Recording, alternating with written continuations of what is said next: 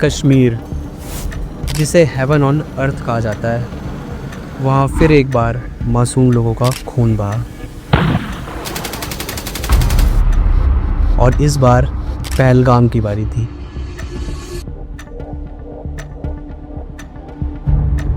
Baisaran valley, जो पहलगाम से 7 kilometre की दूरी पर है। यहाँ जाने के लिए आप या तो पैदल जा सकते हैं या घोड़े पे जा सकते हैं। तो इसी जगह पर यह हादसा होता है 22 अप्रैल 2025 को। सुबह का समय था जब कुछ लोग जिप लाइन के मज़े ले रहे थे और कुछ घोड़े की सवारी में खोए हुए थे। तभी जंगल के बीचों बीच मिलिट्री जैसे यूनिफॉर्म में 5 मिलिटेंट्स, उनके हाथों में M4 कार्बाइन्स और AK-47 राइफल्स थी। बिना किसी रोका टोकी के वो बायसन वैली में घुसते हैं और गोलियों की बारिश शुरू कर देते हैं। एक हिंदू पर्यटक जो अहमदाबाद से आए थे, वो जिप लाइन राइड करते समय कुछ रिकॉर्ड करते हैं, जो आप स्क्रीन पर देख सकते हैं।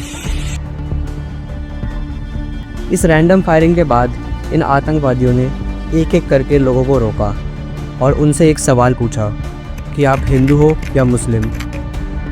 जो हिंदू निकले उन्हें अलग कर दिया गया और एक एक करके पॉइंट ब्लैंक रेंज करीब नज़दीक से गोली मार दी गई। इन आतंकवादियों का मन यहाँ भी नहीं भरा। उसके बाद इन्होंने परिवारों को अलग करना शुरू करा और फिर रिलीजियस वेरिफिकेशन के नाम पर कलमा पढ़ने को कहा।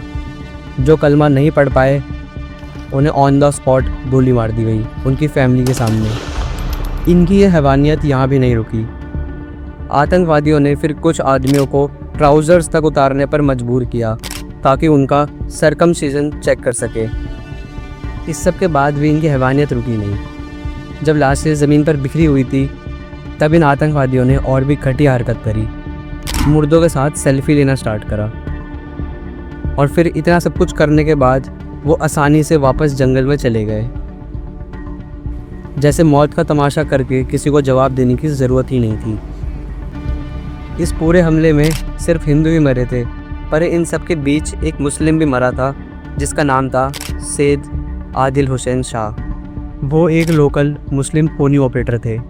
जब उन्होंने देखा कि लोगों पर हमला हो रहा है तो उन्होंने एक आतंकवादी से बंदूक छीनने की कोशिश की, लेकिन उन्हें भी फिर गोली मार दी गई और वो वहीं पर शहीद हो गए।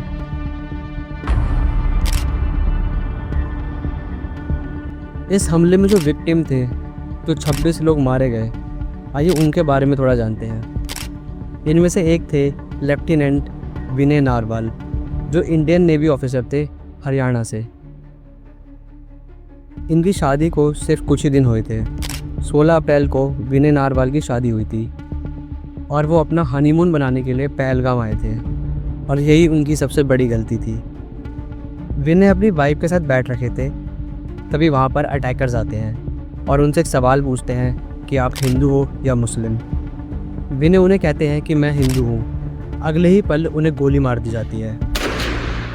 मनीष रंजन, जो एक IB ऑफिसर थे, वो उस दिन अपनी फैमिली के साथ वेकेशन पर आए थे।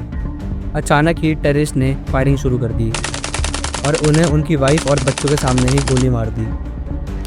तेज हेलियांग, जो इंडियन एयर फोर्स के कॉर्पोरल थे, वो भी अपनी छुट्टियां मनाने पहलगाम गए थे अपनी वाइफ के साथ।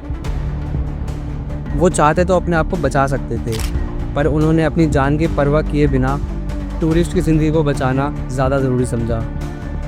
उन्होंने सबको सेफ जोन तक पहुंचाया। सबकी मदद करने के बाद वो खुद आतंकवादियों की गोलियों का शिकार बन गए। और इसके अलावा जितने भी लोग थे आप स्क्रीन पे देख सकते हैं, इन सब का सफ़र हमेशा के लिए ख़त्म हो गया।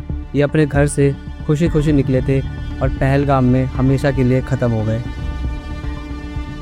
इस हमले के मास्टरमाइंड की अगर बात करें तो वो और कोई नहीं, पाकिस्तान का एक टेररिस्ट ग्रुप लश्कर-ए-तैयबा है, जो हमेशा कश्मीर के अंदर जितनी भी टेररिस्ट एक्टिविटीज़ होती है उसके अंदर इन्वॉल्व होता है। और साथ में इनका एक प्रॉक्सी ग्रुप है TRF, द रेजिस्टेंस फ्रंट। वैसे तो इस हमले के बाद TRF ने ये क्लेम करा है कि उनका पहलगाम अटैक से कोई लेना देना नहीं। एट द एंड इन लोगों का एक ही मकसद है, इंडिया में कम्युनल टेंशन को फैलाना। इस हमले के बाद जो लोग बच गए उन्होंने 3 स्केचेस बनवाए हैं उन अटैकर्स के, जिन्हें आप स्क्रीन पर देख सकते हैं। इन तीनों का नाम है आसिफ फौजी, सुलेमान शाह और अबू तला। अब इस हमले के बाद गवर्नमेंट की साइड से क्या हुआ वो जानते हैं। दिल्ली के अंदर एक इवेंट होता है जिसके अंदर होम मिनिस्टर अमित शाह कुछ स्ट्रॉन्ग स्टेटमेंट्स पास करते हैं। हम ढूंढ निकालेंगे उन सब को जो भी इस अटैक के पीछे हैं, उन्हें जवाब देना पड़ेगा इस हमले का। टेररिस्ट अगर ये सोच रहे हैं कि उन लोगों को मार कर उन्होंने एक बड़ी जीत हासिल कर लिया है, तो मैं कहना चाहता हूँ कि ये अंत नहीं, हम एक एक जिम्मेदार को ढूंढ कर जवाब देंगे। कि प्रधानमंत्री नरेंद्र मोदी के नेतृत्व में हमने हर टेररिस्ट एक्टिविटी का सख्त जवाब दिया है। सरकार सिर्फ यही नहीं रुकी, स्टेटमेंट्स के बाद उन्होंने तुरंत एक्शन लेना भी स्टार्ट करा। भारत ने डिप्लोमेटिक लेवल पर कुछ कदम उठाए, जैसे कि 1960 का इंडस वाटर ट्रीटी, उसे सस्पेंड कर दिया गया। पाकिस्तान के साथ डिप्लोमेटिक टाइज डाउनग्रेड की गई और जितने भी पाकिस्तानी इंडिया के अंदर थे उन्हें वापस पाकिस्तान जाने को कह दिया गया। और अटारी बॉर्डर जो एक ऑपरेशनल लैंड रूट है उसे बंद कर दिया गया। ये कदम सिर्फ रिस्पॉन्स नहीं, एक मैसेज था कि भारत हर जान का हिसाब लेगा। अब इस पूरे हादसे के बाद आपको कश्मीर जाना चाहिए या नहीं, यह आपका फ़ैसला है। पर मैं इतना ज़रूर कहना चाहूँगा कि ये जो मिलिटेंट्स है वो यही चाहते हैं कि हम एक दूसरे से लड़े धर्म के नाम पर, और हम कश्मीर जाना छोड़ दें, वहाँ का टूरिज़्म बंद हो जाए और कश्मीर की ज़मीन सिर्फ डर और खून से भर जाए।